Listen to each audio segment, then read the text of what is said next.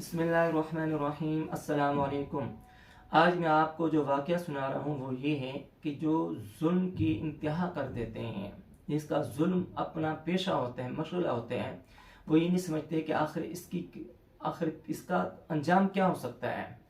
تو اس طرح ایک تھانے دار کے بارے میں آتا ہے کہ ظالم تھانے دار کے بارے میں کہ اس کو بڑا درد ہوتا تو اس نے بڑے علاج کرائے۔ وہ ہر وقت یہ کہتا ہے کہ عائشہ مجھے معاف کر دو، عائشہ مجھے معاف کر دو۔ لوگوں نے کہا یار یہ عائشہ کون ہے جس کا تم نام لیتے ہو اور کہتے مجھے معاف کر دو؟ اس نے کہا جی یہ وہ عورت ہے جس کا بیٹا قتل ہو گیا تھا اور وہ میرے پاس انصاف لینے کے لیے آئی۔ میں نے الٹا اس کو انصاف دینے کی بجائے کیس اس کے کھاتے میں ڈال دیا۔ میں الٹا قاتلوں کے ساتھ ہو گیا، ان سے پیسے لے لیے، اب وہ سارا کیس ماں کے کھاتے میں ڈال دیا میں نے، اور میں نے ثبوت فراہم کر دیے، اور اس عورت کو میں نے سزا دلوا دی۔ اس عورت کو میں نے سزا دلوا دی، اس کو میں نے جیل میں بند کروا دیا۔ اب ظاہر ہے جس کا بیٹا دنیا سے چلا جائے، اب وہ بیٹے کے غم میں الٹا اسی بیٹے کا غم، اس کے خون اس کے اوپر لگ جائے، وہ ماں سے کیا دعائیں نکلی ہوں گی؟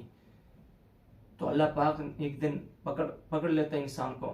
تو اس لیے ہم کوئی بھی کام کریں پیسوں کی ہوس میں آ کر، پیسوں کی لالچ میں آ کر، ایسا کام ہرگز مت کریں جس سے اللہ پاک کی ناراضگی ہو اور ہماری زندگی وبال بن جائے۔ اللہ حافظ۔